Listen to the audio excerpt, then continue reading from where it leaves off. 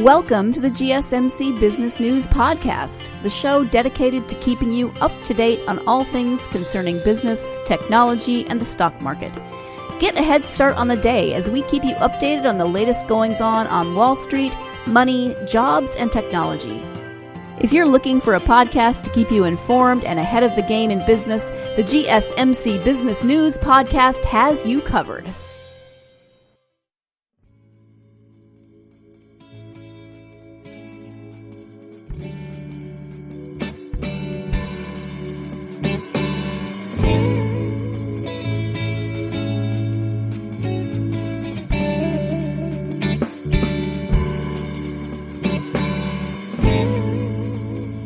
Thanks for listening to the GSMC Business News Podcast, powered by the GSMC Podcast Network.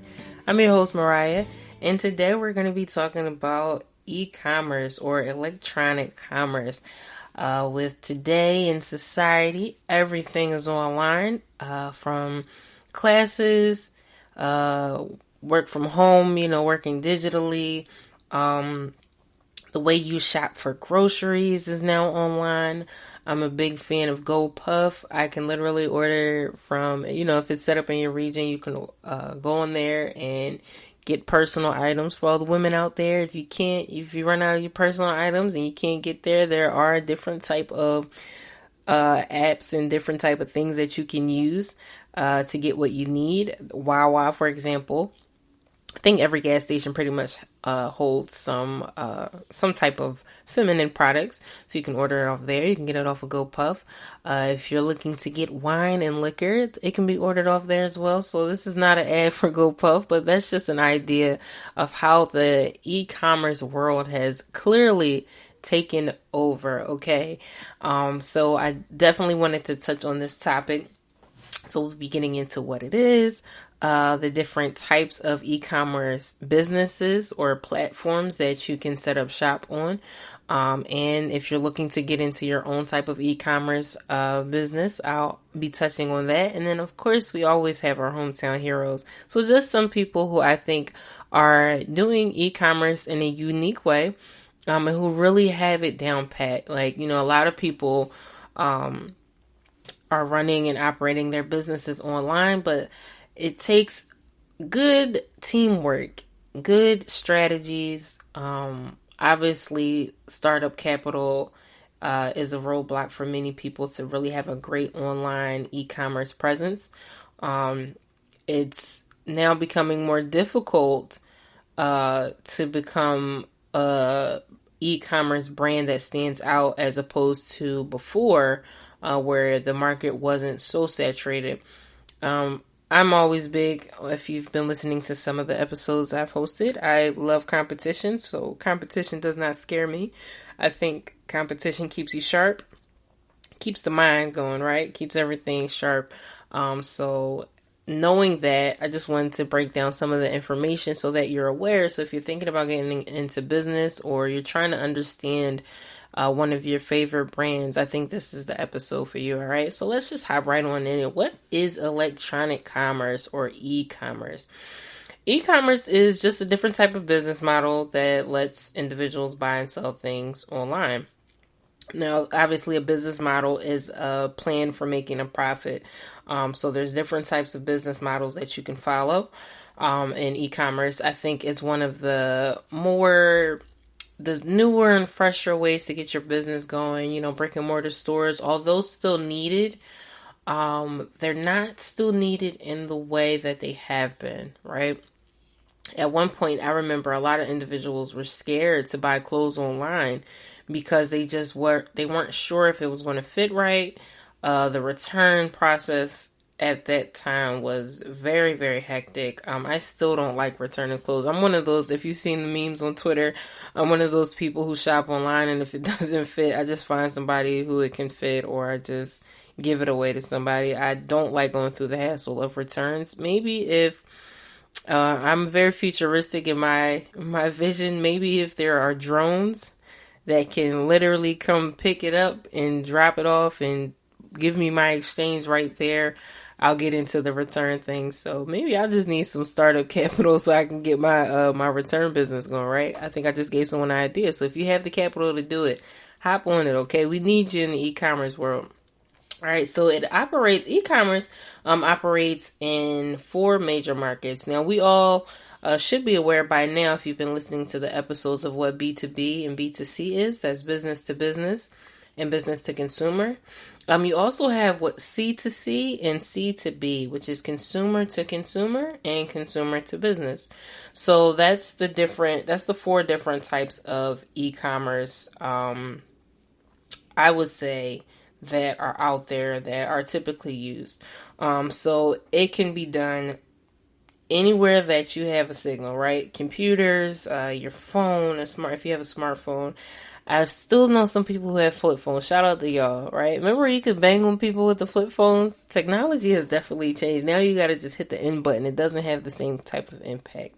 I don't like that. But anyway, e-commerce, it can be done with anything. I can even think of the time before Netflix, for all the youngsters out there. Before you could just log into Netflix and pick your favorite movie, you had to order the movie, and it would get mailed to you. So the order catalog. I remember buying sneakers out of East Bay magazine. I remember my uncle laughing about how he ordered some kicks out of a magazine before. So that was kind of when I knew technology was going to really take over. Once I saw how quickly you would get your shipment after you ordered it through the magazine. The timing of it all got cut down very drastically. And then Amazon just busted wide open with the next day, even same day shipping. I have got something shipped the same day from Amazon. So amazing. And I think with that being said, if you are in business, you need to get on the wave of the e-commerce. This is the way to go. People don't want to wait, and they don't want to go to the stores. Especially with the pandemic and with COVID and everything like that, people are just more so prone to go online. So if you have a business that's strictly brick and mortar, you really need to hop on the wave of getting into the e-commerce lane. I do see this being the way of the future, moving forward. And if you think about it, almost every product that you could possibly think of, is available through e-commerce. That's with books. I've written a few fiction stories, a few urban fiction stories, and I was just looking to do paperback and hard copy because that's how I like my books. I don't like to read on the tablet. I work from home. I do a lot of managing, so I'm constantly in front of a screen. So for me, I like to physically feel the pages of a book. I had to learn very quickly. Not all readers are like that anymore. So I definitely had to change my old way of thinking and hop on the wave of, making books available on Amazon and, all the other like Apple and, the Play Store, making sure things are available, and Kindle and things like that. You really have to change with the times. Music, you can buy, you can do financial services like buying stock. At one point, there was no app where you could go and just transfer money from your bank and buy 100 stock of, a certain company that you were looking to have, a little bit of ownership in. And it definitely wasn't that quick to get the money transferred back to you. So you have a lot of financial services doing the e-commerce thing as well. I can think of a few third-party apps that banks use, like Zelle, for example, which is built into some of the apps that you use. Now, in other countries, the transfer from bank to bank is much quicker, and there's no need for that middleman per se, like we do need in the States over here. But I do see the world moving into that direction. So I think that's pretty cool. So many things are considered like, the technology is just, I would say, disruptive, right? It just came in and bust the market wide open. So you have your physical and then you have your digital. I never thought we would get to a place where digital would compete with physical and outdo it, like with music. I'm a big music buff and I always have been. I never thought I would see a day where stores like FYE don't exist, right? Where you can go in the store, put the headphones on, and just vibe out to the new songs and see if you wanted to buy the album or not. Which, by the way, now that we're in the pandemic, it was very unsanitary for us to put on headphones back to back like that.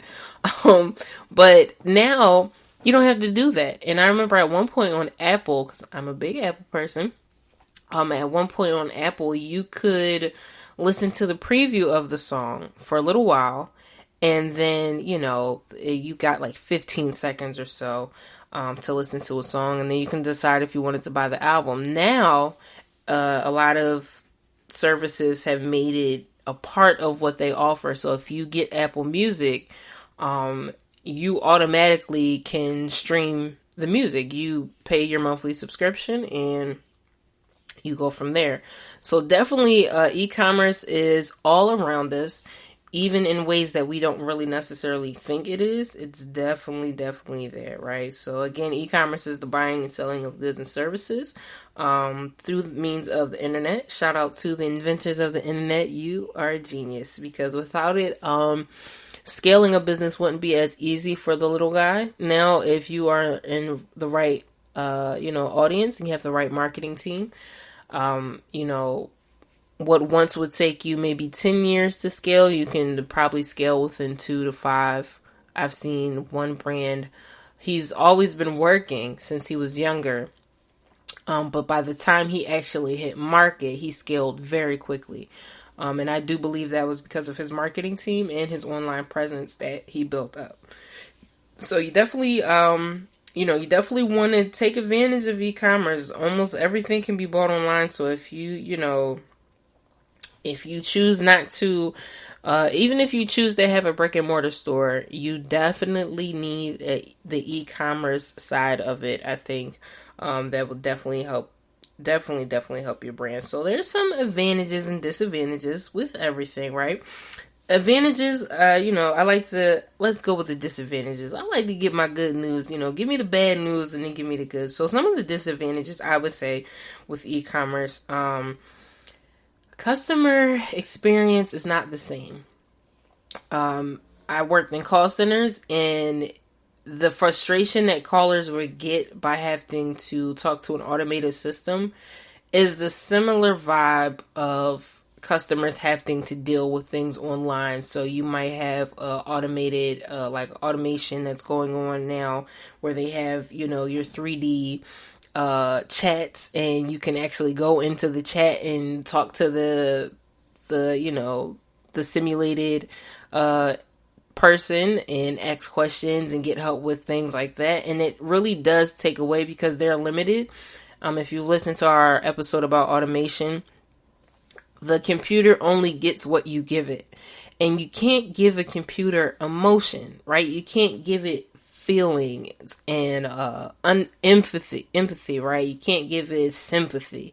You can give it data, and you can give it the right response. That you can have the computer say, "I'm sorry to hear that. This is how we can help." But you can't really feel the sorry in that response. So it definitely takes away from that person to person interaction. When you're in a store and you're buying items, it just kind of feels better, right? If I'm in the store and I'm a Reese Cup fan, I had a bad addiction in high school. So every now and then I go to the store and I'll get me a Reese Cup just to kind of fill my little void.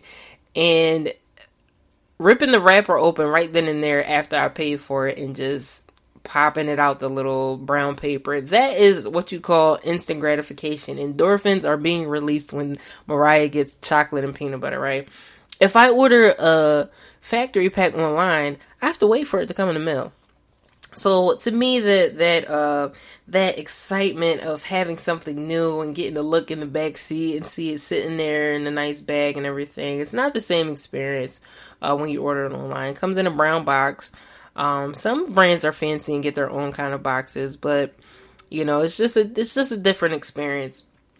And then you can't actually touch the fabric. So I deal with businesses. I manage a few different brands, and one that I'm managing right now, they are a clothing brand, and we can't actually touch the fabric. We have to order samples before you can go into the factory in different settings depending on who you are with and if you are able to set that meeting up and go see the samples. Now, especially with the pandemic, you have to wait for the samples to come, and the shipping time is pretty slow. So those kind of things definitely get on the disadvantage list for me, right? But the advantages are it's super convenient. You can shop online whenever you want. It doesn't matter, the time zone that you're in. If you're buying from a shop that's in Africa, you can do it right now and they'll process the order when they get to it, but you can have that out of the way already. So it's definitely convenient. And a lot more stores are able to carry more. So before, you might not have had the money to lease a building that could fit everything that you wanted to put in the building. Say, for example, you're a fabric seller. You sell fabrics, right? So you're a business to business.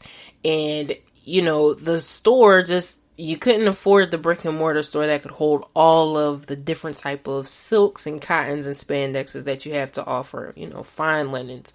But now online, you can put a slew of fabrics on there.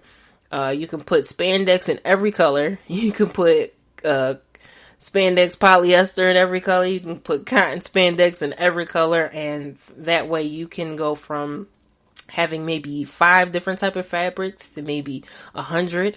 Like stores, I want to say like Fashion Nova, where a lot of the shoppers kind of complained in the beginning there was so many selections, but now it's kind of good because you have options. More options, the better for some shoppers out there. So there's definitely the pros and cons to e-commerce. I think, again, if you are in business, you should be online. You need a website, even if it's just a landing page, just showing people how to get to where you are. I think you definitely need that. All right. So we're going to stop right there, take a quick break. And then when we come back, we're going to keep talking about e-commerce. All right. We're going to get into the different type of platforms. So stay locked in. We'll be right back. Are you looking for a podcast that gives you all of the latest news from the world of finance? Then check out the GSMC Financial News Podcast. We'll delve into the ups and downs of the stock market, changes in the economy, and news from the world of real estate and technology. From breaking news on the New York Stock Exchange, NASDAQ, or the overseas market, to updates on the bond market, if there's money to be made, we'll cover it on the GSMC Financial News Podcast.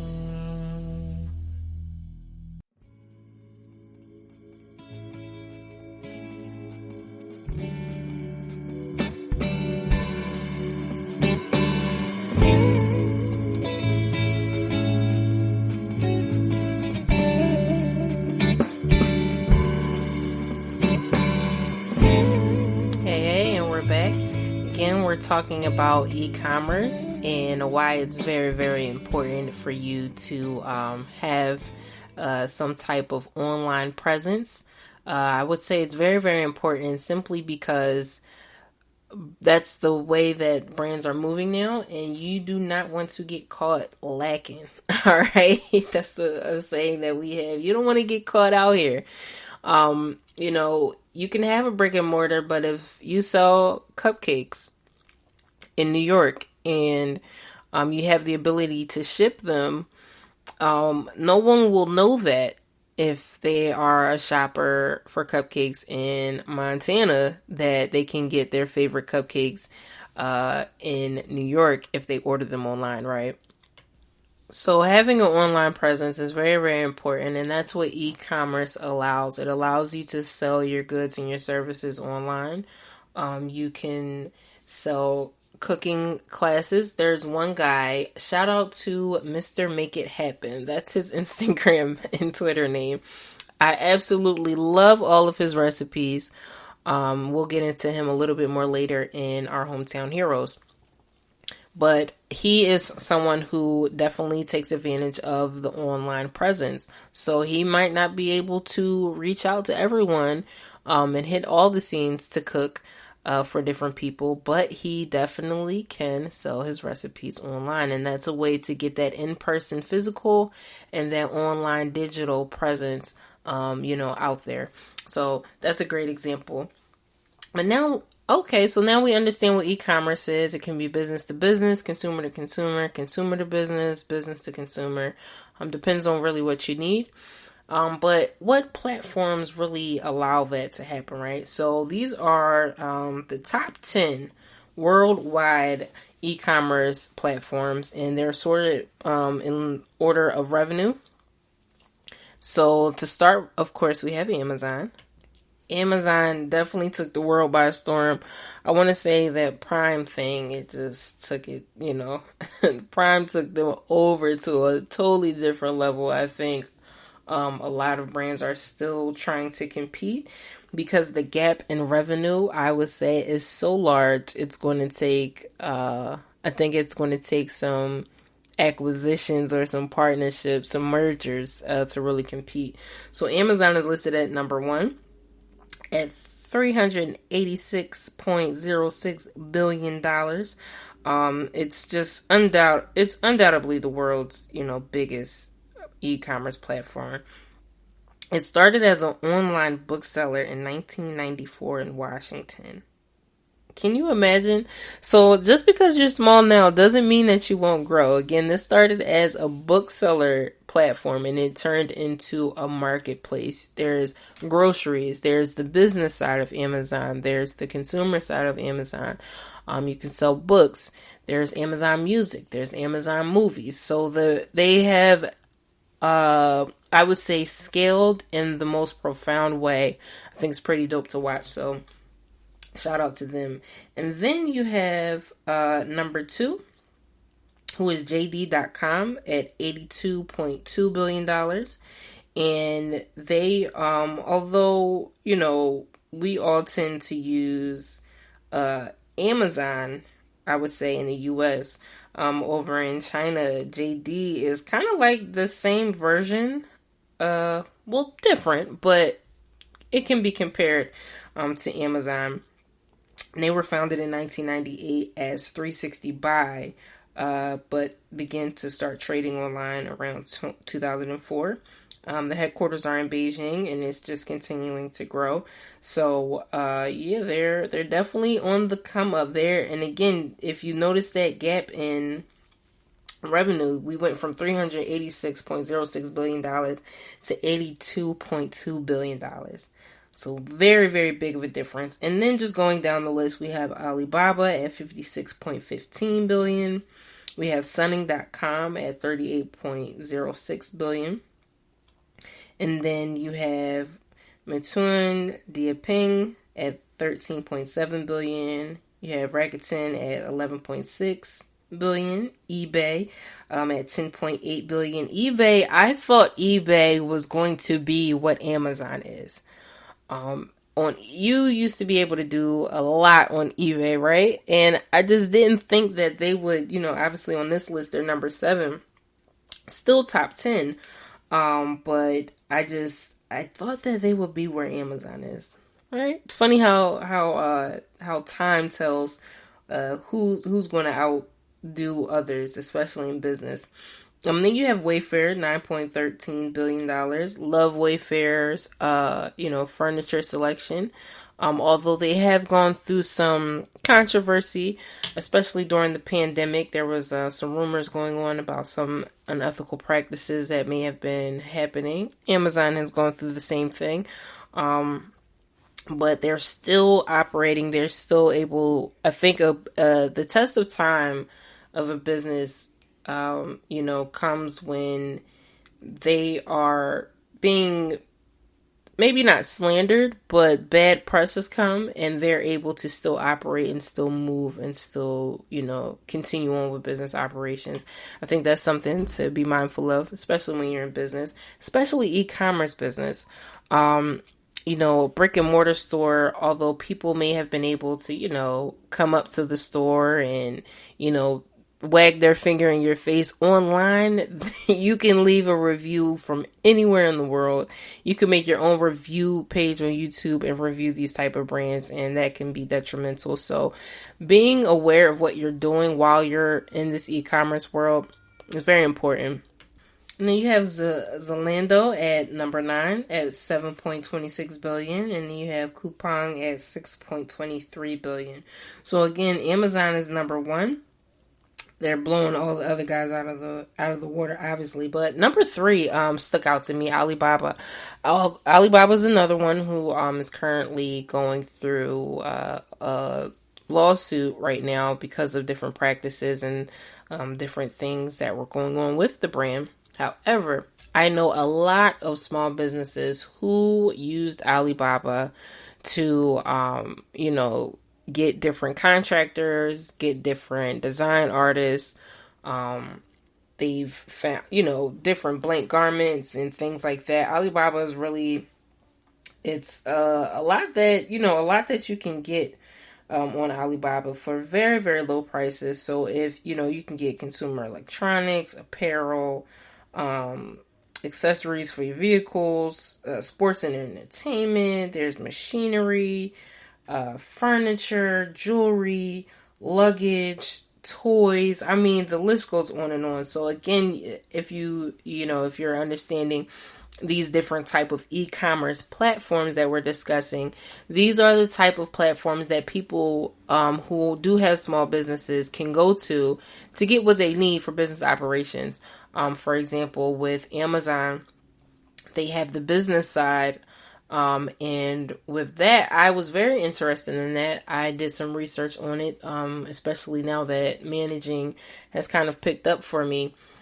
Ordering the different color mailers that the different brands need. So I have a little bit of OCD. It's a good thing though. It's working for me now. When I was younger, it didn't work so well. But now that I'm in business, the OCD is definitely helping. So I have the brands organized by color. One brand is blue, the other is pink. We have one that's purple, and just thinking about yellow for another one is just how I organize everything, right? Like in an email, you can categorize things. That's kind of how I do the brands. And Amazon makes it very, very easy, especially Amazon Business. They make it very easy for that because you are able to go on there and you can buy mailers. You can buy office supplies and everything you need in one color, and you can probably get it all shipped, within a week time. And I can do that. I can go down the list of each business. Okay, I've ordered this, this, and this for that. I've ordered this, this, and this for this business. And it just definitely keeps me very, very organized. And I think because it's online, it's much easier than traditionally when I would have to take a run to Staples. Now, Staples is not that far from where I live, and from where my office is. There's the downtown office. There's a Staples that's even closer. That's normally where I would go to get, my business supplies. But now I know that I don't have to wait to go to the store. I remember, back in the day, a lot of people would go to what's called Kinko's, and you would get different things done. And then you could go to Staples and do the same thing as well. Well, now there are online brands who will do all of that for you. All you have to do is send them the digital copy. Make sure it's a transparent copy. I've learned that. Again, I'm not so savvy with technology, but I understand now. Send them a digital transparent copy, and they will do everything for you. So that's what I wanted to stress about the e-commerce business, and that's why I wanted to point out some of these top 10 e-commerce platforms, because things are not the way they used to be before. Before, there was a lot of paperwork when it came to running and operating a business. Now you can have everything compiled in a zip folder. There are companies who will do the work for you. So if you log into their site and you set up shop, they'll do it for you. We had an episode talking about the logistics industry, and I mentioned one guy that I work closely with. The brand is called Philly Direct Express. You can go on the site and sign up, and They handle everything for you. That's one of the conveniences of online. You don't have to take the packages into the post office anymore or to the shipping center anymore. Someone will come and get it for you. Now, granted, bigger brands have done this as well. But if you've been listening to some of the episodes talking about that viable audience, finding the niche, that tiny, tiny niche within your niche, I think is very, very important. And it definitely helps with these kind of brands. They're able to really fine tune their audience and really directly go for who they need to sell what they need. And that's really what e-commerce is about. You have to have a fine-tuned audience. And I think that goes with business in general. I just think with online, you have to do everything times 10 now because you're competing with everyone else who's online, right? So unless you're the big wigs, right, like the top 10 we just discussed, you have to find your footing. So we're going to take a quick break right there. And when we come back, we're going to get into some more about e-commerce, and if you're looking to get your e-commerce brand rolling, what you need to get it started. All right, so stay locked in. We'll be right back. Do you work in the world of marketing and advertising? Are you a media buyer or the owner of an agency? Have you been looking for a podcast to help stay on top of all the goings on of those worlds? The GSMC Marketing News Podcast is dedicated to keeping you up to date on all things concerning marketing and advertising. Get the latest marketing news, from what major businesses have planned for the coming year, to the newest trends in advertising, from podcasts, digital and streaming, to the old standbys of radio, television, and billboards. The GSMC Marketing News Podcast has you covered, whether you're a marketing agent or a business trying to expand your brand.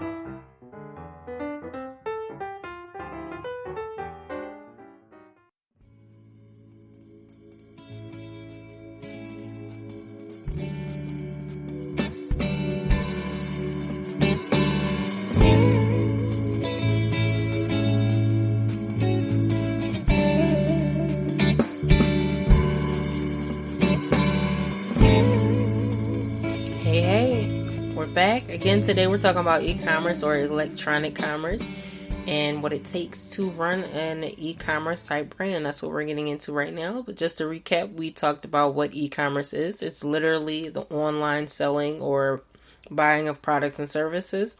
We had traditional brick and mortar. Times of old, you would go down to the flea market.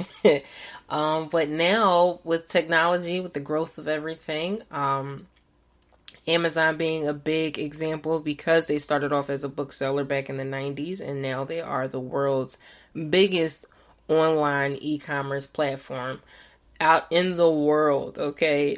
The numbers and revenue just don't compare to other brands. That's the type of scale. And again, this is Amazon today. Amazon in the 90s was not the same back in Washington. So that's just something to think about. So when you're thinking about starting your own brand, keep that in mind. When you're looking at these big brands, these guys have been in the game for years. Back in 94, that's when Amazon got its start. So that's about 25 years ago, right? So you're only in year 1, or you might be in year 2 or 3, just needing a refresher. So you have a lot of time. It's going to be name changes. It's going to be some logo updates. It's going to be, pivots. It might be an acquisition or a merger that occurs between now and year 25. So I say to get the ball rolling, hop on the e-commerce wave. It can't hurt. And it does make you look more professional when you have a website.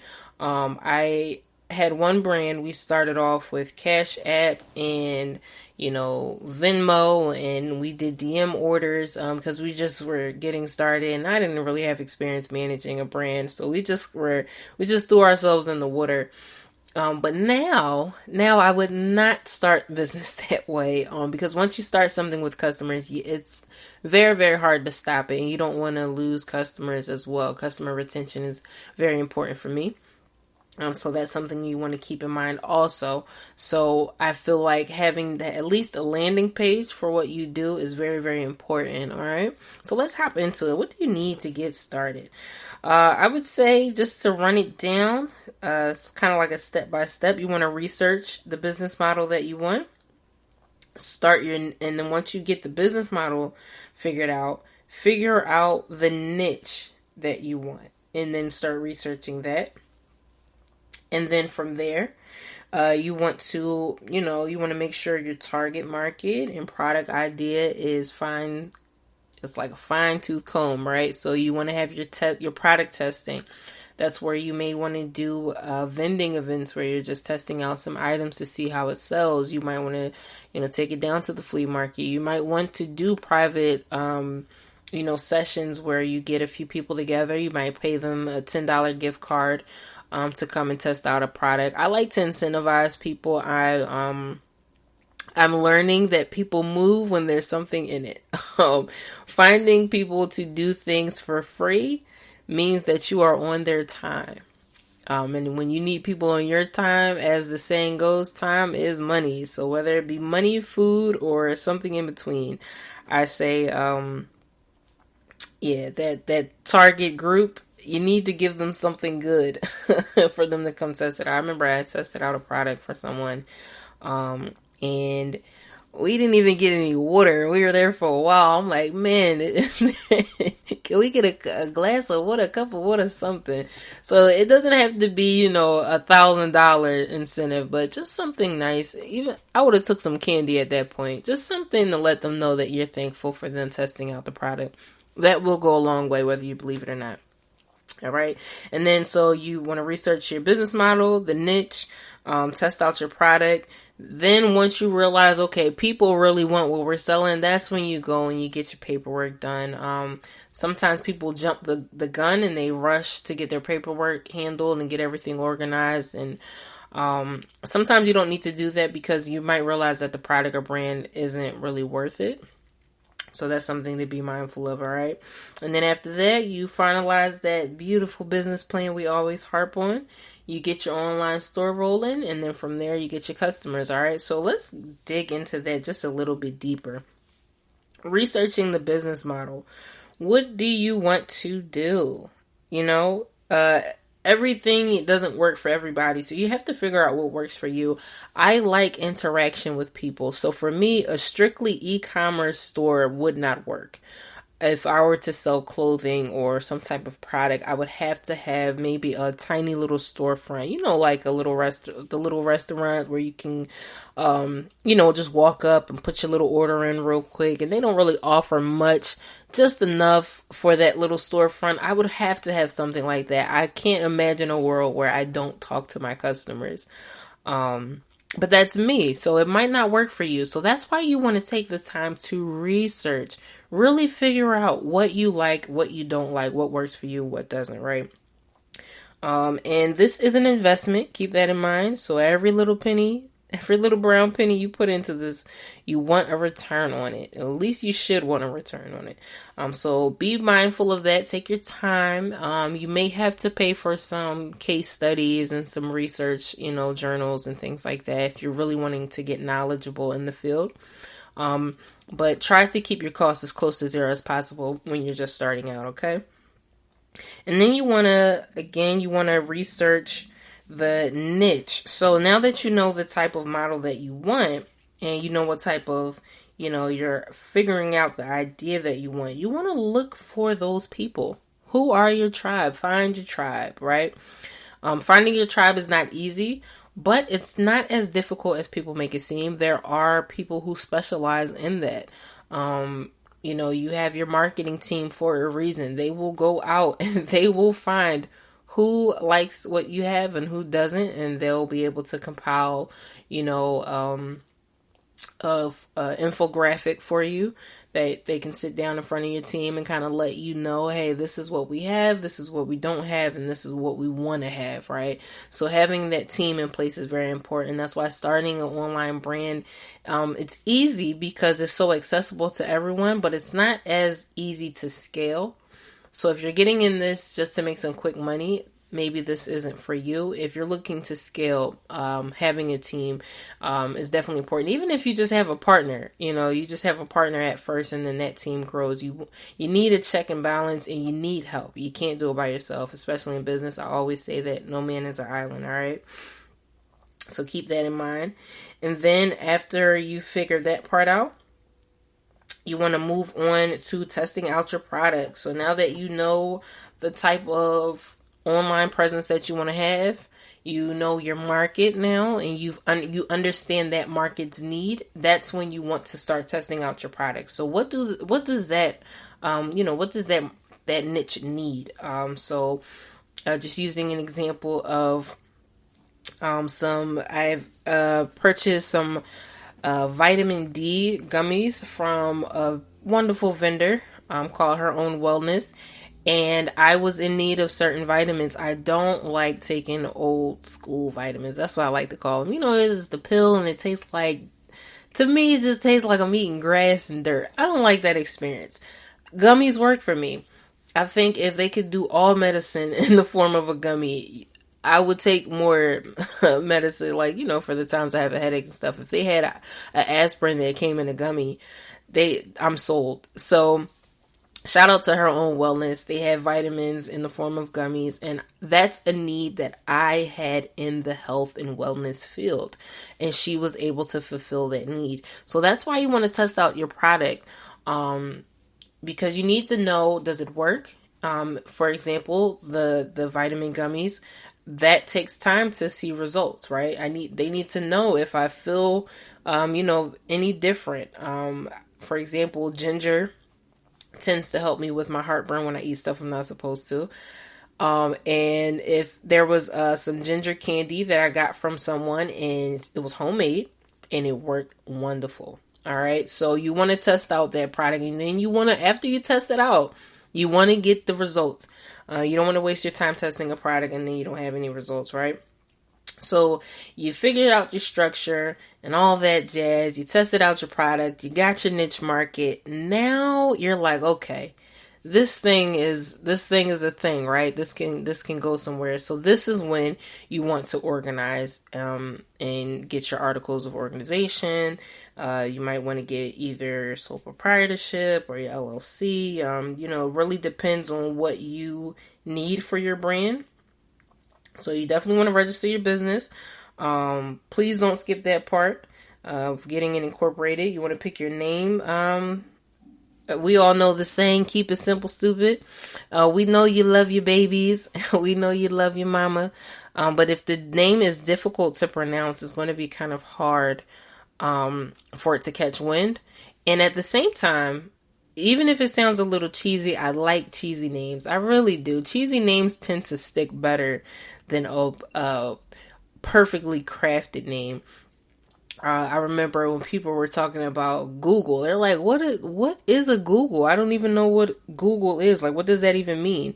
It sounded silly at the time, but now everyone knows. Just Google it, right? I'm going to look it up on Google, right? So think about that. It might sound cheesy to you, but it might work. Google. It's 2 syllables and it's simple, right? So keep that in mind. And then you want to get your licenses. If you sell food, there might be certain things that you have to put in place. You might need your server licensing, if you're delivering platters. So you might not have in-person dining. That might be a structure that people stick with after seeing the pandemic. And because of that, you might like that structure. So, okay, they can't come in, but we deliver. So that might be your type of structure. They can order online and they get it delivered that way. You might need certain licenses and things like that. So depending on what you do, make sure you're doing your research. Figure out what you need. I think having a business manager is important for that. If you don't feel like doing that work yourself, it's very simple to do so, but it does take some due diligence. So if you don't have the time or the patience for it, there are some great men and women out there who can definitely help you get that all squared away, getting your licenses and your permits, finding the right vendors, right? You need your logo done. If you can't do it yourself, What are the colors of your brand? Do you understand that certain industries go by certain colors? If you ever think of business, normally you think of blue, you think of black. When you think of, fun type of exciting brands, they're normally some type of yellow or orange. Very serious brands or very serious businesses or industries, for example, like the firemen and policemen and things of that nature, they use the bright color reds, things of that nature. So that's something that a brand strategist or a brand manager will help you figure out. But if you have an idea and you want to go with it and you're sold on that idea, I say go for it. Again, like I discussed with Amazon, they started out 94 one way, and now they are a force to be reckoned with, okay? And I don't think a lot of people can keep up at this point in the game. So things start one way, it will change. No, if your business is staying the same, I think you're not doing it right. No shade, right? So right there, we're going to take a quick break, and then when we get back, I'm going to get into my favorite part of the show, which is the hometown heroes, all right? So stay locked in. We'll be right back. Tired of searching the vast jungle of podcasts? Now listen close and hear this out.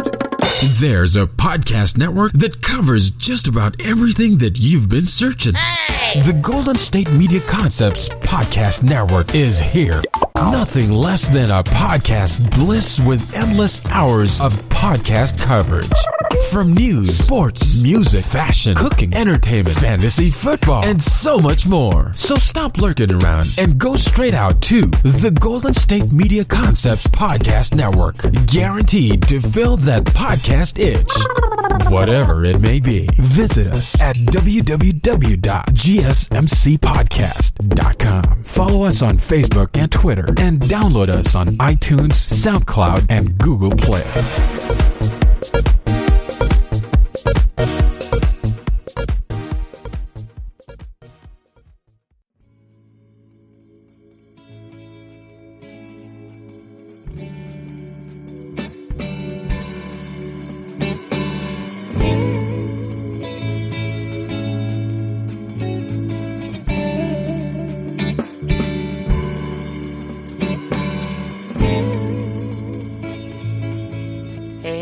And we're back, and again today we're talking about e-commerce brands or electronic commerce businesses.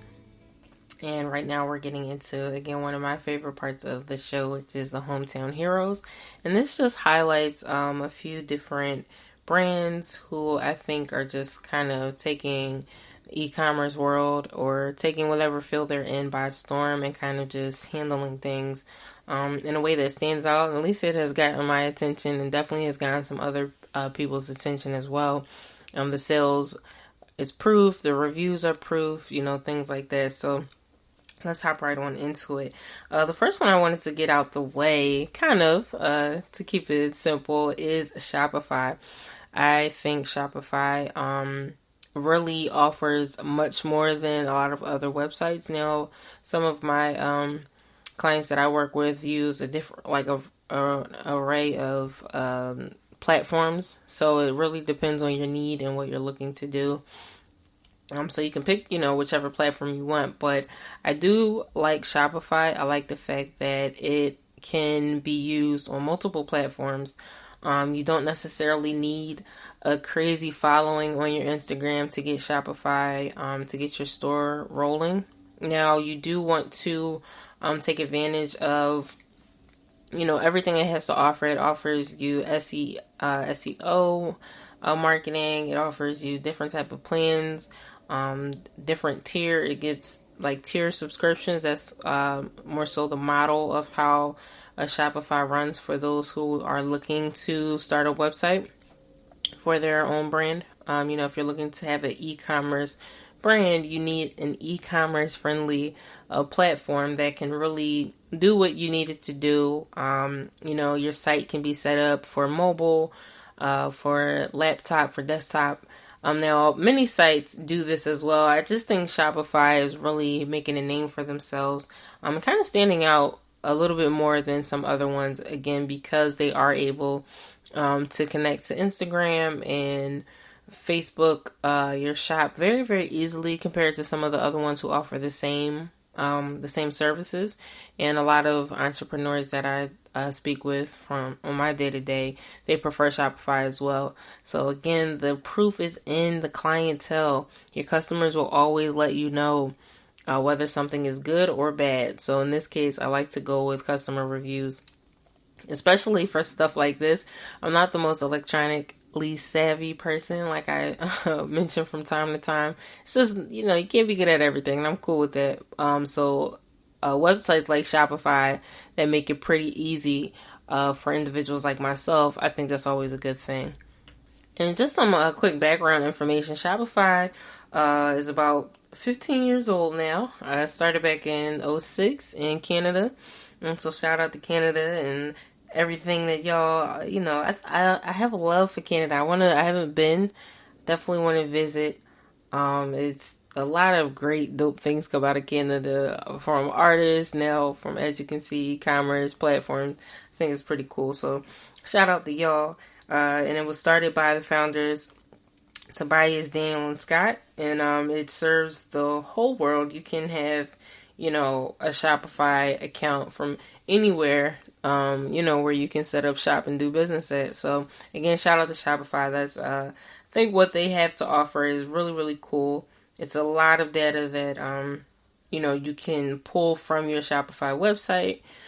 They just make it very, very easy for you to pay attention to your KPIs and your analytics and your insights and traffic flow and things of that nature. It keeps everything kind of in one place, very, very organized for you.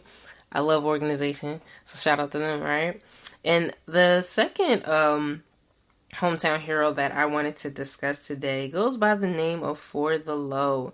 For the Low is a clothing brand. I found them on Twitter, where I always find everything, especially in business. Twitter is like the hub. It's like the daily newspaper now for my generation. So I was, on there. I started following this account. I thought they had pretty dope hoodies. I'm a big hoodie girl, so I definitely copped a few pair of the hoodies. I love the quality, love the logo, very clean presentation. So I've been following them for a while, and I think what they have to offer is pretty cool. If you're into some loungewear, sweats, shorts. I have a jean jacket from them that I get a bunch of compliments on. Just great quality clothing.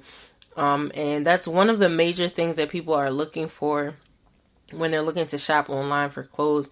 You want to make sure that the quality of the clothes is good, because if not, it, that kind of sucks, right? You just spent all this time ordering something and now you get it. And by the time you get it, the material is terrible. It doesn't fit. It shrinks in the dryer. Little things like that. So I thought they were pretty cool. And then I saw how quickly they For the Low grew.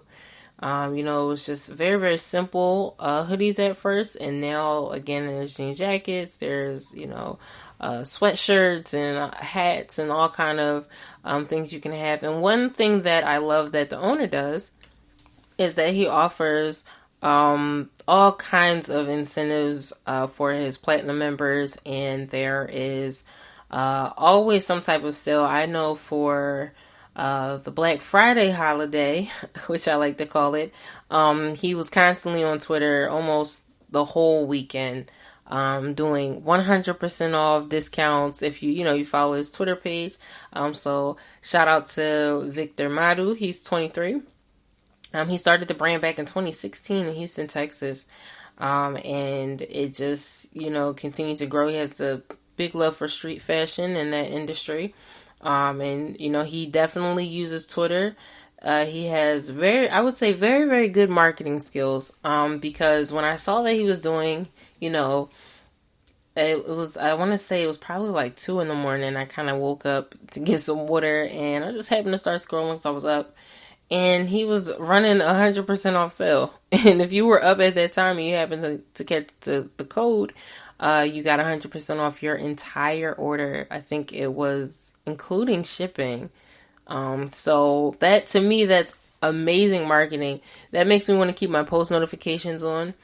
That could possibly wake a customer up in their sleep if they're looking for this sale. A lot of brands are starting to take on that same marketing talent. That's what I would like to call guerrilla marketing. It's very different, very edgy. I don't know many brands who would offer 100% off. So shout out to Victor Madu and For the Low Clothing. I think it's really, really cool. It's, just a leisure wear type of clothing brand. And I think, the way that he ships very quickly. I know with the holiday season, he was very backed up and he was constantly on Twitter, letting everybody know, letting all his core followers know, updates and how to get in touch with him and things of that nature. And there were some good and bad reviews about that timing because it is e-commerce and we are used to Amazon Prime. Everybody wants their things very quickly. But he was really professional about the whole ordeal. And I think that's something wonderful that you have to have with the e-commerce world because, again, customer service is far and fleeting because of the fact that you're online and you don't really have to, physically speak to someone. But having the presence on Twitter, a platform where we can constantly write, unlike other platforms where you have to send a message or you have to do a video or something of that nature. Twitter, you can directly talk to each other. It's almost the quickest thing next to texting. So kind of having that interaction and seeing such a young CEO, again, he's only 23, especially when he got started. That to me, that speaks volumes, and to me, that definitely stands out as one of my hometown heroes. All right, so shout out to For the Low and Victor Madu and the whole team over there. And for my third hometown hero today would be one of my favorites to gift everyone that I know is edible arrangements. Next to flowers, I think I send a slew of edible arrangements. I think everyone loves fruit. Fruit is a healthy snack, and I have never seen anyone turn down some fresh fruit, right? Everyone loves a good piece of fruit. And there's so many different options you can choose from. So that's a business that I wanted to highlight. Now, although Edible Arrangements has plenty of stores, it's about 1,200 stores, close to a little over 10 markets that they're in. Most of their orders come from online. So to me, you are more so an e-commerce brand in that sense. Now, as we mentioned, a lot of brands have, they're more so established brands. They may have a brick and mortar store as well as their online store. And I believe that Edible Arrangements is doing a wonderful job with how they market. So if you continue to shop with them, you sign up and you have your account and everything like that. Similar to any other type of e-commerce store. You get plenty of emails that come in. I filter mine with promotions because, some of the brands, they're constantly sending out these different emails. But eventually, with them constantly being in your face when an occasion does come up, I'm like, you know what? It's last minute. I'm not sure if I'll be able to get a gift on my way to wherever I'm going. Let me just send an edible arrangement. Especially if I can't make it, I can send an edible arrangement. So I think that how they handle it is really cool. The first store of the Edible Arrangements franchise was started in Connecticut back in '99 by Tariq Farid. And he was stated to have gotten a loan from his family and friends for about 5 stacks of $5,000. And he got his a few stores started. It was about 4 stores that got started, and he first purchased a flower shop. So again, in business, things tend to pivot. And when I say pivot, that doesn't mean you just change direction and there's just a totally different view. Sometimes you have to grow, and that's the whole purpose of scaling. How do you see your business in a few years? There has to be some type of game plan. And I believe with Edible Arrangements, that team always saw this coming. I think the way that they continue to stay relevant throughout the years is pretty awesome, right? So back in '99, that's about 21, almost 22 years ago. So, that's longevity. When we look at these hometown heroes, some are new and some have been around for many, many years. Some have small capital raised and some have large revenue that comes in, on a year by year basis. So shout out to all the hometown heroes. Love what y'all do. Definitely inspiration to me, and I know you're inspiration to others. On that note, I just want to say thanks for listening to the GSMC Business News Podcast, powered by the GSMC Podcast Network. I'm your girl, Moriah. Thank you for all the listens, all the reviews, all the feedback that I've been getting. It's been pretty cool. Make sure you follow us on Twitter. That's where, mainly the Business News Podcast is at. There's a few other channels under the GSMC Podcast Network, so make sure you're checking those out while you're listening to the Business News Podcast. Again, thank you for tuning in, and I'll talk to you soon. Peace. You've been listening to the GSMC Business News Podcast, part of the GSMC Podcast Network. You can find this show and others like it at gsmcpodcast.com. Download our podcast on Apple Podcasts, Stitcher, SoundCloud, and Google Play. Just type GSMC into your favorite podcast app to find all of the shows from the GSMC Podcast Network. From movies to music, from sports to entertainment, from business news to weird news. Please subscribe to the podcast and follow us on Twitter and Facebook. Thank you, and we hope you have enjoyed today's podcast.